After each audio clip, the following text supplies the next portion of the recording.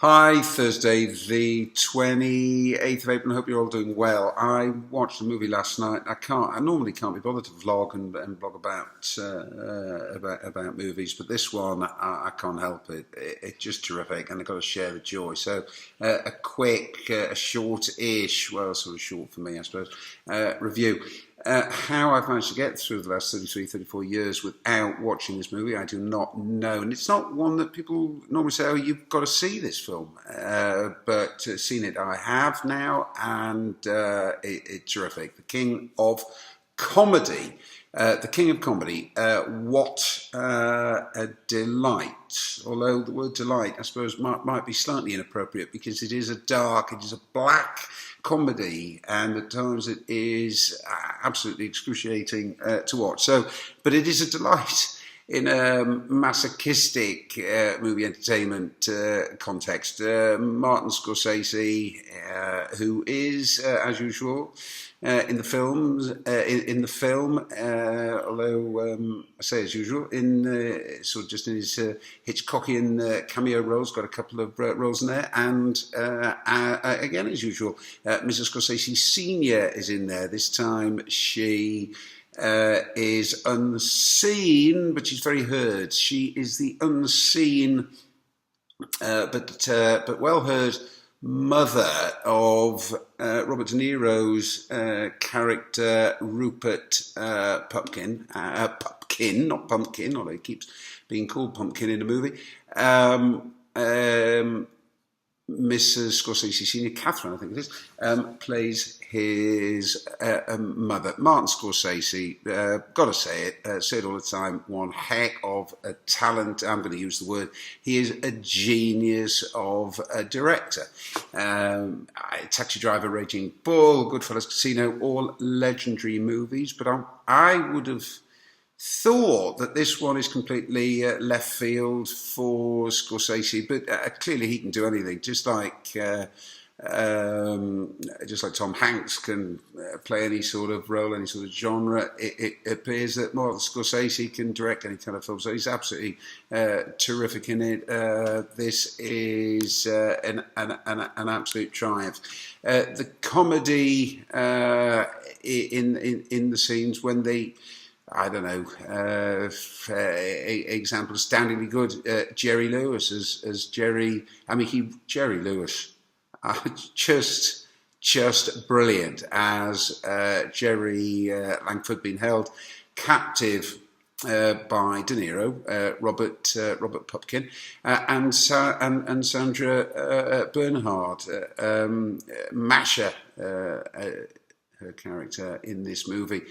Sandra Bernhard, who I've normally sort of steered clear of, never really been my cup of tea, but she is absolutely magical she's terrific.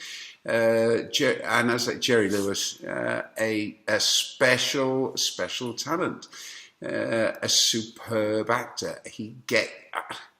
Jerry Lewis gets it so right. His situation at one point in the movie, there's a load of spoilers through here, so if you haven't seen it, maybe better not listening to this. His situation being held captive, a gun at his head, is dire, and yet his dry responses, his deadpan responses, his facial expressions, his exasperation, it's just so funny. The scene when De Niro, Pupkin, wants a sweet. De Niro wants a sweet. I mean, a simple scene, but so funny. De Niro says, there's no reason to get mad about it. I'm just trying to ease the tension, even though this is a kind of strange situation. There are moments of friendship, and I don't know if you call it sharing or whatever. How De Niro delivers those lines, and the cue card scene when Langford is on the phone, again, just great comedy. Another scene when Jerry Langford is all tied up and covered with masking tape. Again, a dire dire situation, but very, very funny. And again, you know, Sandra Bernhardt, for me, she is a revelation. She's a joy to watch. She is terrific. A great line in the film. I love it. She's holding a gun to Jerry Langford's head. Am I going to stand holding this thing until next Shavuos? A great line as we, particularly apt at the moment, as we come to the end of Pesach and next up in a few weeks, Shavuos. Just a great line, and one of the best scenes, the candlelit dinner. The candlelit dinner when Sandra Bernhardt, Masha, is sitting and enjoying, that's right word, a candlelit dinner with the all taped up and completely bound and gagged, tied up Jerry Lewis. It is it's an exquisite scene. She sweeps everything off the table. The candelabra, the crockery, the plates, everything like that. She is menacing, gloriously, deliciously menacing, talking about some crystal glasses that she absolutely loves. And she, 1 second, she's talking about how much she loves these glasses, and then the next minute she throws it and smashes it on the ground. She is completely bonkers, immensely sexy and attractive in the film when she is crawling all over the table and starts singing. Come rain or come shine. Come rain or come shine. It's just a great scene. So, I mean, I can go on, as those of you who know me and know my vlogs and blogs know I can. But it's just a great scene, a great movie. But there's also a lot of pathos of some serious, real life, non-comedic elements, a non-comedic side to the film. Although De Niro does go off the deep end, and we sympathise with him and his situation, and we even applaud him. You know, not so much for his methods, of course, but his determination, his focus, his self-belief.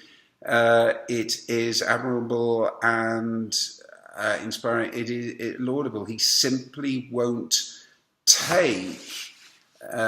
In pursuit of his dreams, he simply won't take no for an answer. He's rejected at every turn. He's perceived as no more than a pain in the proverbial, a real never. But he keeps coming back, and we, you know, even though he goes down the wrong avenues, we absolutely want him to succeed. And as I say, just in case some of you haven't seen this film, although I appreciate I'm probably one of the last remaining people out there who hasn't seen it, I'm not going to say how it ends, but it's in the sense of his aspiration and his desire and his keeping going, in pursuit of his dreams. It's a film that is still today, 33, 34 years after it came out.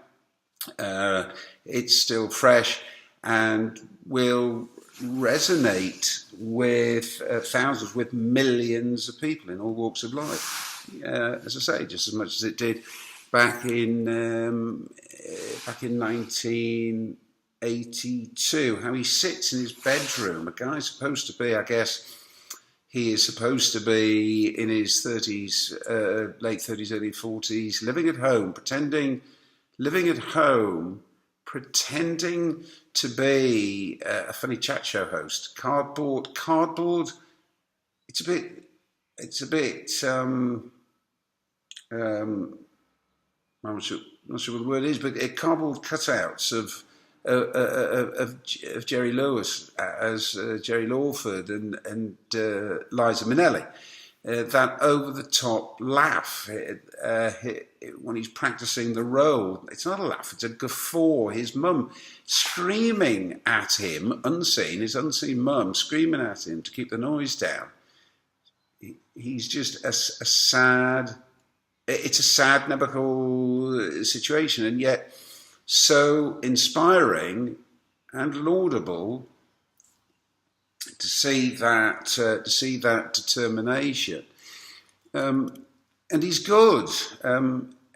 Robert Pupkin, his character, has a great act as a stand-up comic, and there's the other sadness that out there's an ocean of talent, brilliance, genius that will go through life anonymously and will never be discovered. And it's sad for those with talent, and tragic for those who make the effort but don't get there.